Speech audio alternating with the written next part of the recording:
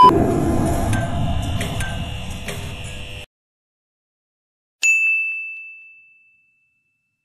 warahmatullahi wabarakatuh. Waalaikumsalam warahmatullahi wabarakatuh. Dengan mengucapkan bismillahirrahmanirrahim, kita mulai pertemuan kita. Semoga mendapat berkah dari Allah Subhanahu wa Ta'ala. Hari ini akan kasih pemakalan selanjutnya. Pada pemakalan akan dapat menyampaikannya dengan baik. Waktu yang diberikan 5-10 menit. Kita persilakan. Assalamualaikum warahmatullahi wabarakatuh. Waalaikumsalam warahmatullahi wabarakatuh.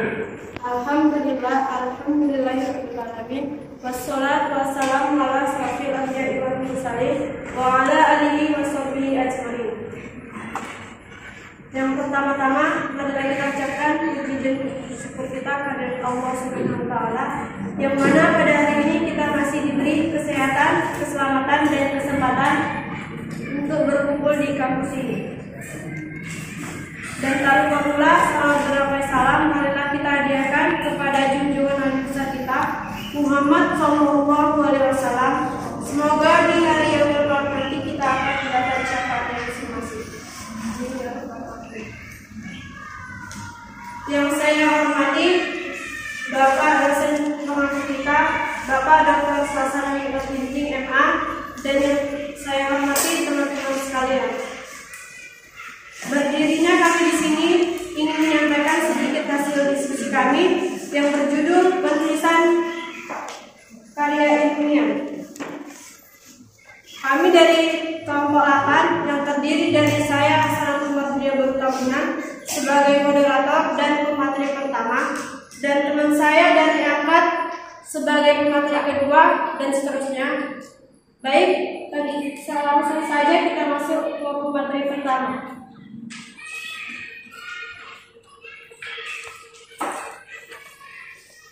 Penulisan karya ilmiah. Karya ilmiah adalah suatu karya yang memuat dan mengaji suatu masalah tertentu dengan menggunakan kaidah-kaidah keilmuan. Istilah ilmiah yang mengikuti kata karya menunjukkan bahwa karya ilmiah merupakan karya yang disusun secara ilmiah, mengikuti standar keilmuan, dan harus disusun dengan format yang sangat rapi.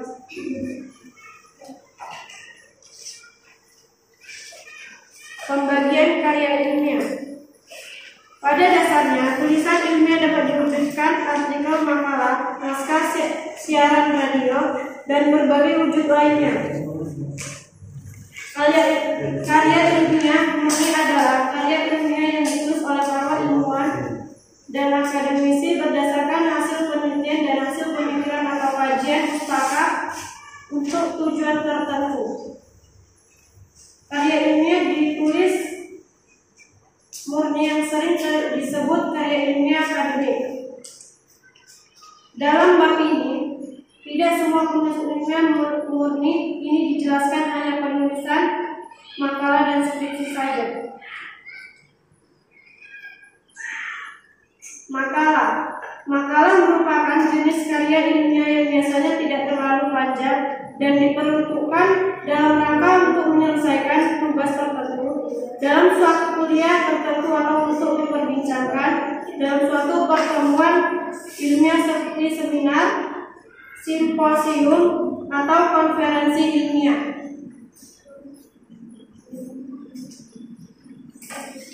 Ciri-ciri makalah. 1. Akurat dan menyeluruh. 2. Memiliki sumber informasi yang baik. 3. Seimbang. 4. Kreatif. 5. Secara teknis penulisannya benar, dan seterusnya.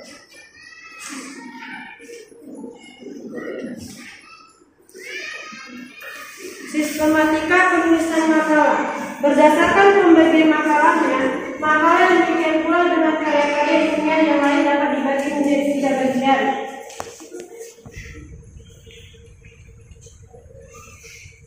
Menurut Jainuddin, penulisan makalah secara umum terdiri dari bagian awal makalah, 1. Judul makalah, 2.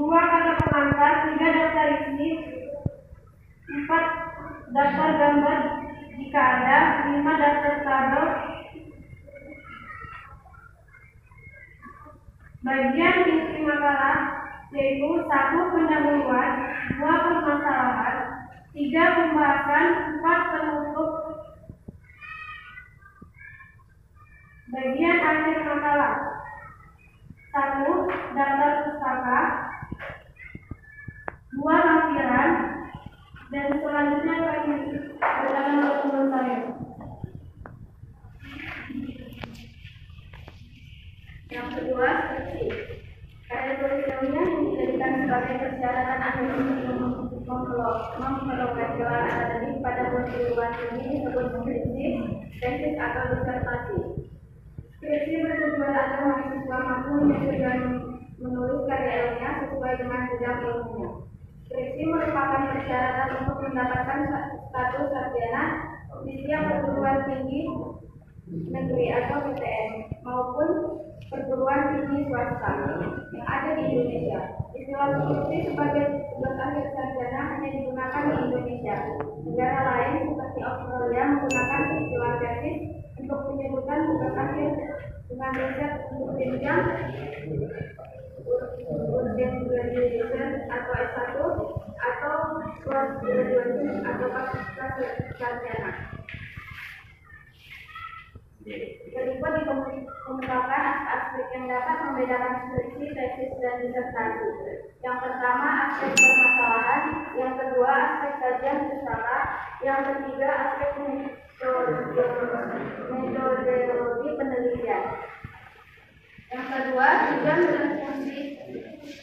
fungsi, dan sifat-sifat skripsi. Tujuan penulisan skripsi yaitu menyajikan hasil temuan penelitian secara ilmiah yang berguna bagi pengembangan ilmu dan atau kepentingan praktis administrasi negara dan komunikasi. Fungsi penulisan skripsi yaitu yang pertama pendidikan dan pengajaran, yang kedua penelitian dan pengembangan, kurikuler, evaluasi, dan administratif. Yang ketiga, sifat-sifat skripsi. Menurut sifat-sifat skripsi yaitu melihat fenomena berdasarkan teori yang telah ada dan bukan untuk menemukan teori baru. Yang kedua, skripsi dapat sebagai penelitian lanjutan dari penelitian yang sudah ada. Yang ketiga, skripsi perlu mencantumkan dengan jelas sumber referensi yang digunakan. Yang ketiga, karakteristik skripsi. Beberapa karakteristik pokok yang perlu dimiliki dalam penyusunan skripsi mahasiswa yaitu disusun berdasarkan pengamatan lapangan. Yang kedua, ditulis dengan menggunakan bahasa Indonesia yang baik dan benar. Yang ketiga, bidang kajian difokuskan terhadap program studi yang mahasiswa tempuh. Yang keempat, merupakan hasil penelitian ilmiah. Yang kelima, tebal skripsi minimal 60 halaman. Sistematika penulisan skripsi. Seperti halnya laporan penelitian lainnya, skripsi juga terdiri atas 3 bagian, yakni pendahuluan, bagian isi, dan bagian penutup. Teknik penulisan skripsi. Dalam menulis skripsi, kita harus mematuhi aturan penulisan karya tulis ilmiah. Pada dasarnya, hal-hal yang perlu diperhatikan oleh seseorang penulis dalam menulis karya ilmiah atau skripsi, yaitu yang pertama bahasa, yang kedua pengertian, yang ketiga proposal penelitian. Baik, inilah presentasi dari kami. Kami akan memberikan 3 pertanyaan. Jika teman-teman ada yang bertanya, silakan. Ya.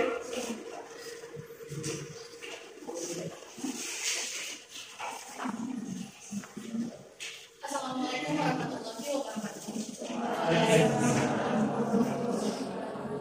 Perkenalkan, nama saya Fitri Wahyani, saya dari Purwokerto. Izin bertanya kepada pengamal. Sebutkan perbedaan skripsi, tesis, dan disertasi. Terima kasih. Ada lagi yang bertanya? Assalamualaikum warahmatullahi wabarakatuh. Waalaikumsalam warahmatullahi wabarakatuh. Kenalkan, nama saya Sri Maharani dari kelompok 6. Pertanyaannya, apa sih tujuan dari penulisan makalah dalam karya tulis ilmiah? Ada lagi?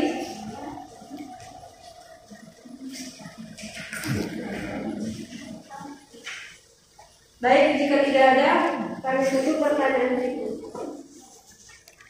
Saya jawab pertanyaan dari Putri. Apa perbedaan skripsi, tesis, dan disertasi? Skripsi ditulis untuk meraih gelar sarjana.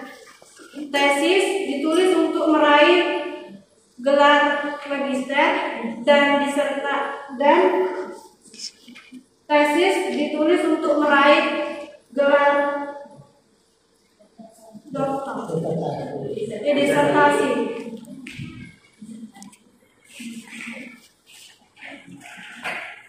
Baik, saya akan menjawab pertanyaan dari Sri Maharani. Yang pertanyaan, apa sih tujuan dari penulisan makalah dalam karya tulis ilmiah Murni?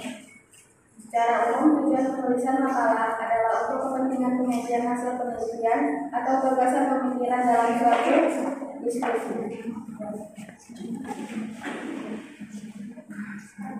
Baik, sekian dari presentasi kami. Jika ada kata-kata kami yang salah, mohon dimaafkan.